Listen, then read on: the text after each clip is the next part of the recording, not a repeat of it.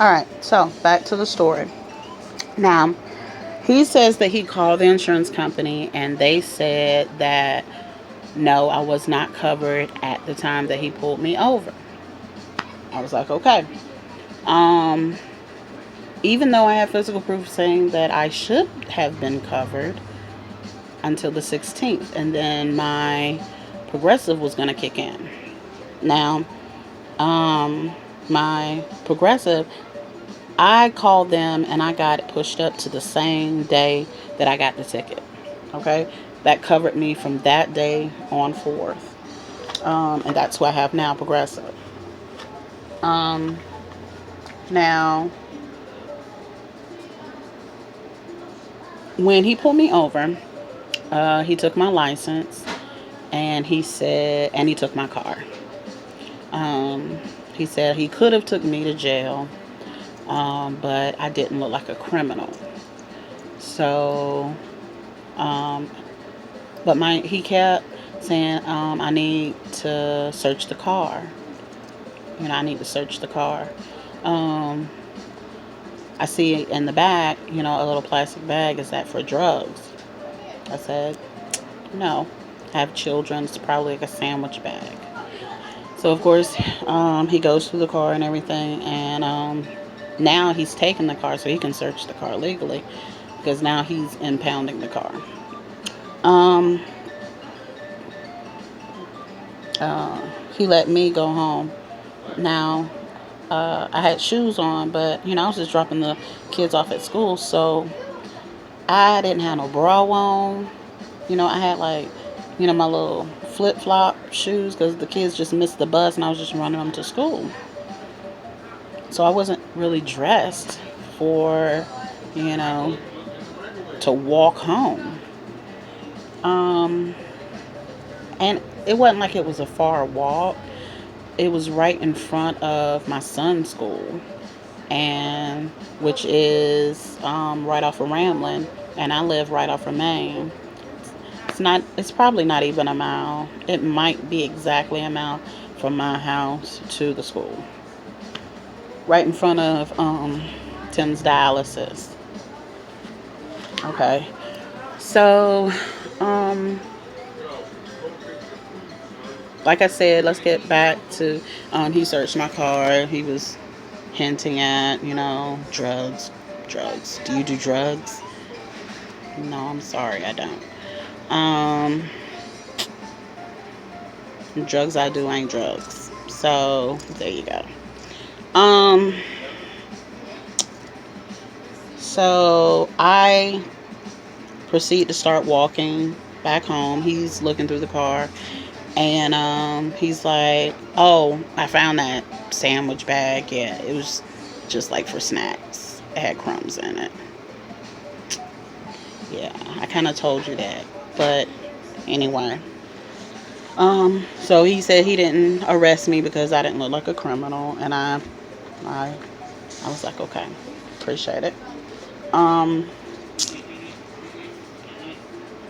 um, so I wait until my court date because of the coronavirus. They pushed it back almost 3 months. So this happened in March, and you know, my first court date was going to be the April. They pushed it back to May. Then they pushed it back again to June. Okay.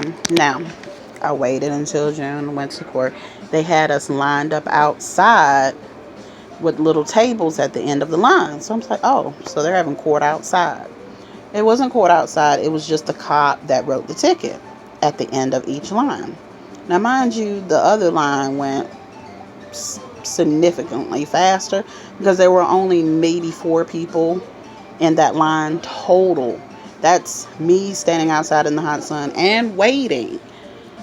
His line, the guy that wrote my ticket, had to be at least 30 people in line. And we were like 6 feet apart. So it looked ridiculous compared to the other guy's line, which had maybe 4 people in it. And I mean, when I say 4 people in it, like 2 people were there when I was waiting, and then 2 more showed up later while I'm still waiting on this guy. So the cops sit at the end of the things, and we stand in line to talk to him. and I guess it was to either, throw out the tickets or whatever. So I'm thinking, okay, well, so the cops looks at the tickets, whatever. I show him my proof and everything because I couldn't find this card when they had pulled me over. That was the case. I gave him the wrong card.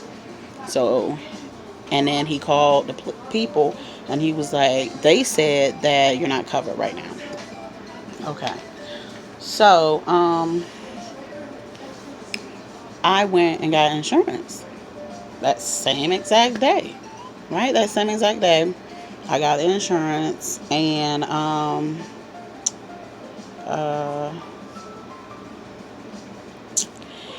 and then I went. Now, flashback to when he took the car.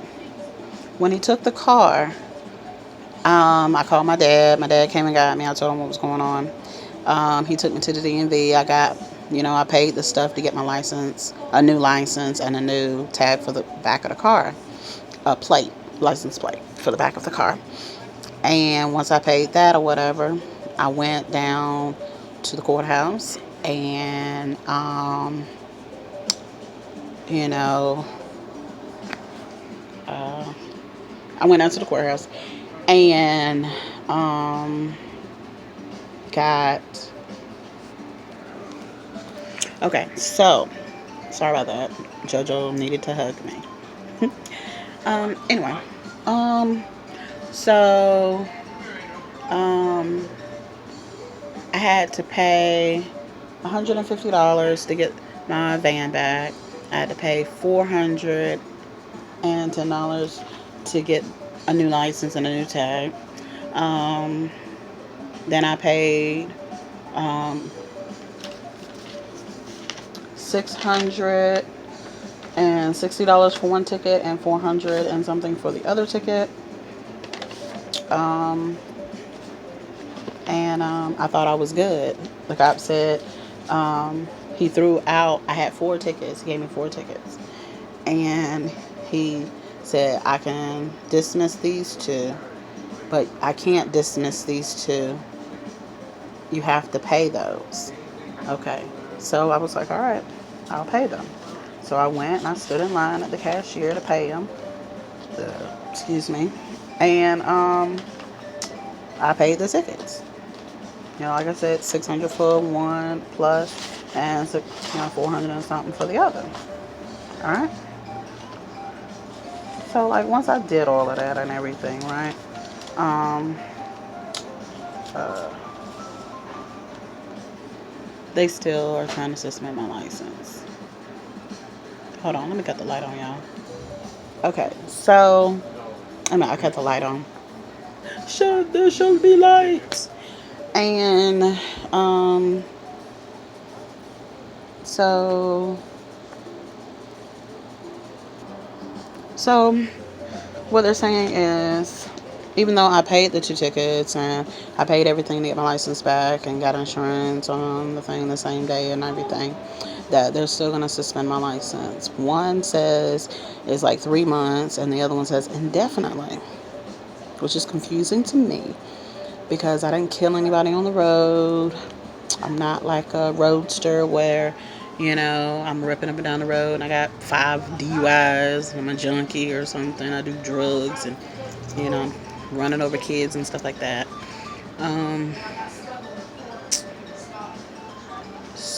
It all started because Geico said I was not covered, and I was. I have physical proof that says that I was. And the same day I got the ticket, I went and got insurance. All right? When I didn't know that I wasn't covered or that they weren't covering me anymore, that same day I went and got insurance.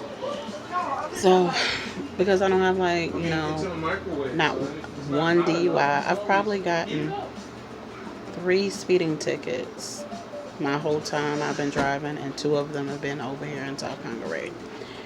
And then I got these 4 tickets